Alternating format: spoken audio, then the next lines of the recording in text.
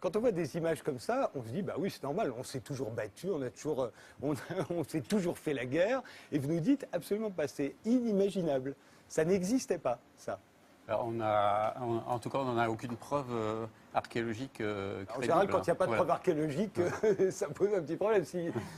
C'est que ça n'a pas dû se passer. Bah, c'est justement par rapport, pour les périodes anciennes, il n'y a pratiquement pas de traces de blessures.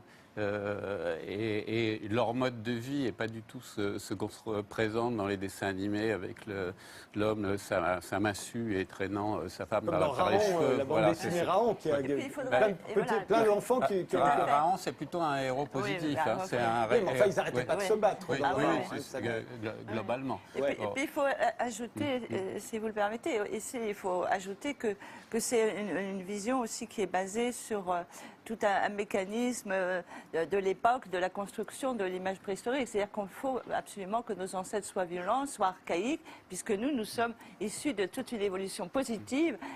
Donc je crois que c'est aussi quelque chose qui est porté depuis très longtemps. Jean-Paul Demoule, vous aussi, en tant qu'archéologue, et sur le territoire français, vous n'avez trouvé de traces de violence, et particulièrement de violence collective, qu'à partir du moment où on se sédentarise, à partir du moment où en fait il y a la propriété privée, et que là tout à coup il y a des inégalités et des chefs. Oui, c'est-à-dire s'il y a pu y avoir des phénomènes ponctuels de violence très probables, des faits divers de temps en temps qu'on peut observer aussi dans les sociétés traditionnelles, la guerre en tant qu'institution, elle apparaît qu'au bout d'un certain temps de l'agriculture et de l'élevage, ce qu'on appelle le néolithique. Le néolithique en Europe, ça commence vers 6000 ans avant notre ère.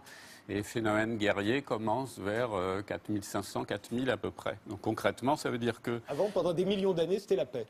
Bah, c'était de temps en temps peut-être des scènes de ménage ou des tueurs fous comme il y a encore chez les Esquimaux, etc. Mais vraiment ponctuellement. Mais là, ça s'institutionnalise, c'est-à-dire que les villages qui au début sont installés dans les endroits les plus favorables, en plaine, près des rivières, etc. Ben, il y a un moment où on les voit qui se mettent dans des endroits beaucoup plus inconfortables, sur des collines, qui s'entourent de palissades, de fossés, et où on voit... Et là, ça ne s'arrêtera plus jamais.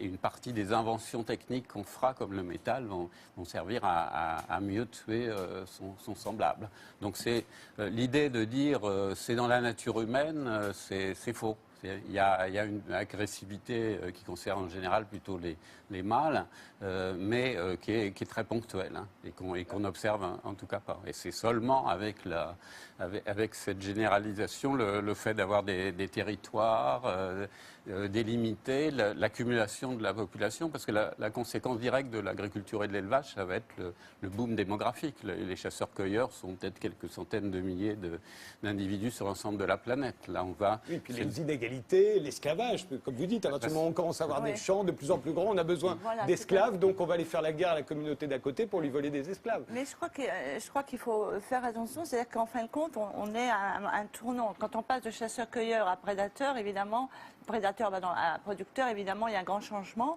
la sédentarisation, l'explosion démographique, mais en même temps, tout va changer, c'est-à-dire que la structure sociale aussi va changer.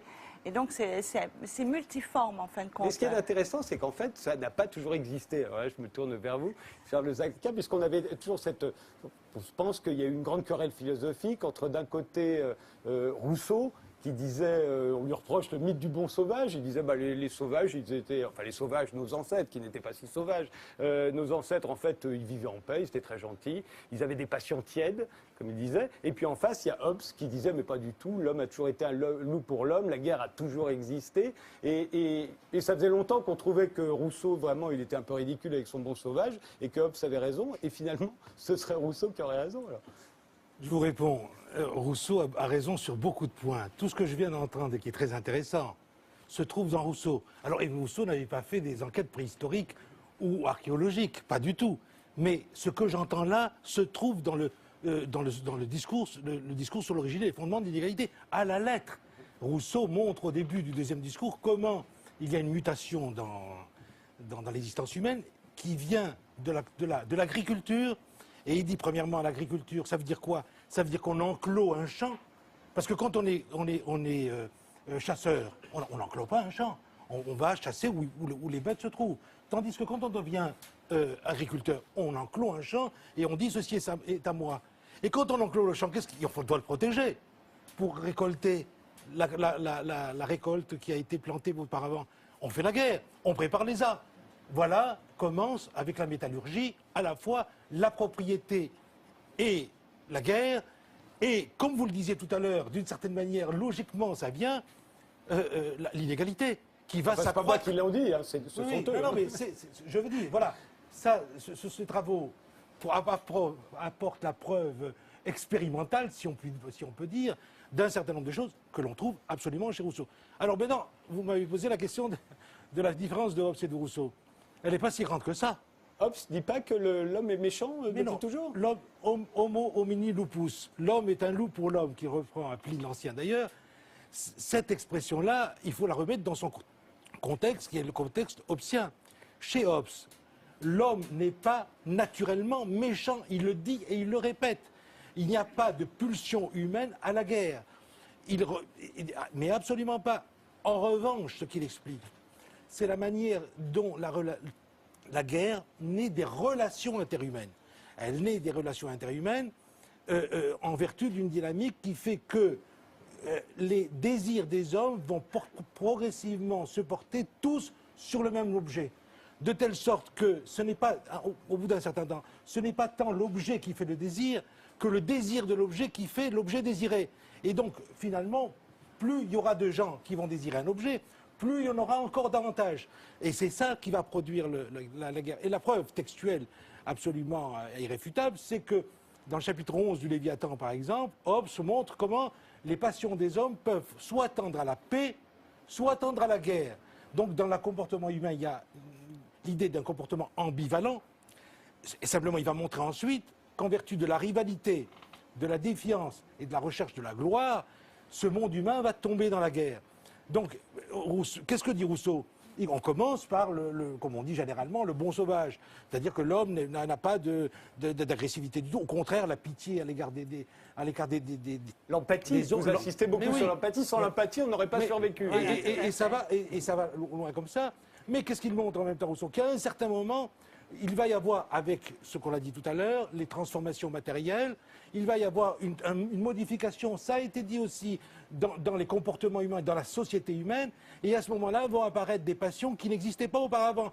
Des passions comme l'envie, la jalousie, le désir de gloire, et c'est ces passions-là qui vont porter les hommes à rentrer en guerre.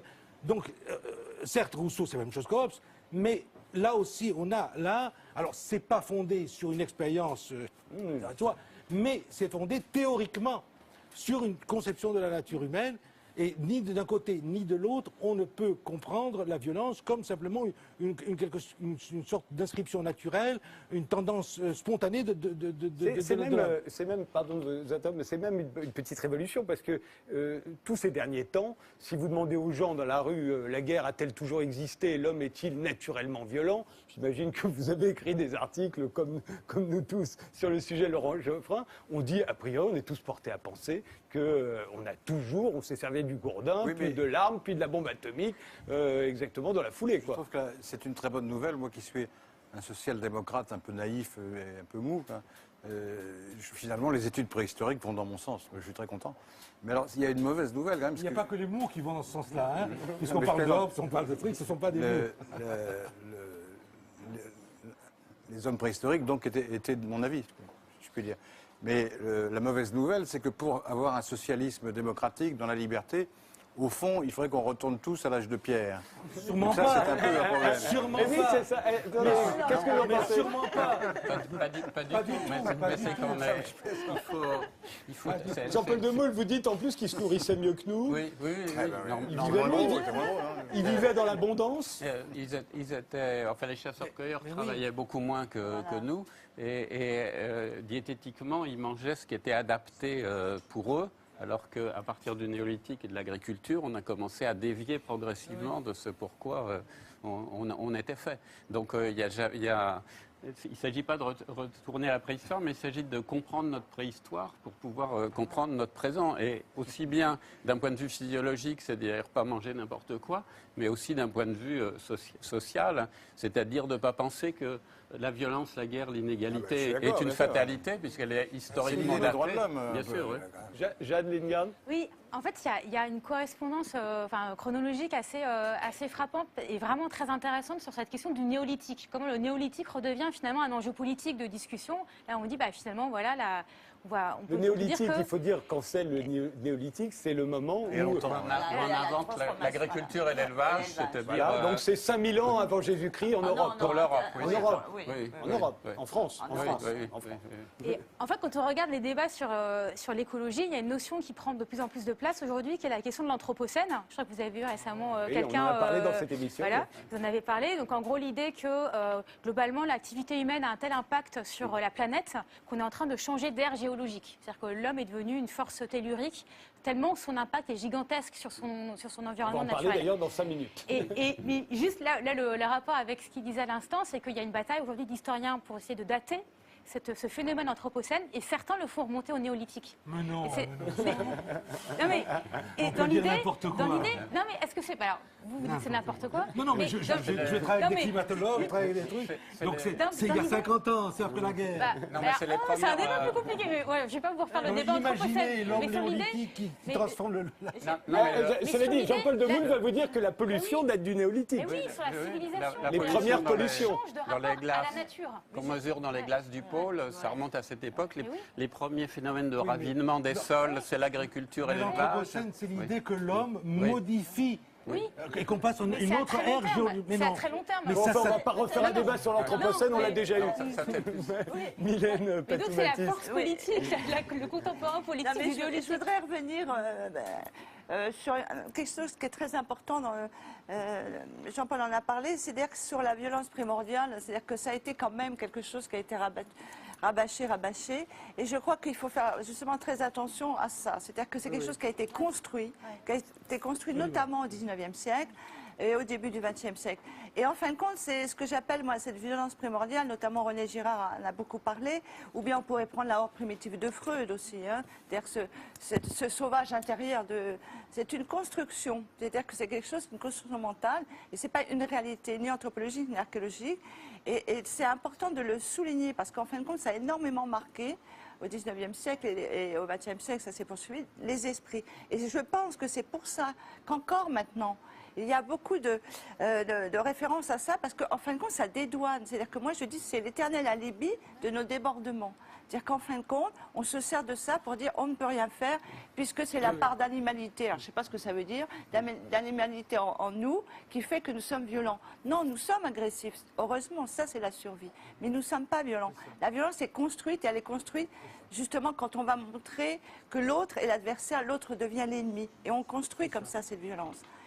Et je crois que ça, c'est quand même quelque chose de très important. Et justement, c'est ce qu'on ne retrouve pas très profondément au niveau du temps et de l'espace. C'est-à-dire que c'est quelque chose qui est quand même ciblé dans un temps relativement récent et surtout dans les pays occidentaux. On va passer à une autre forme de violence, celle que nous infligeons à notre environnement.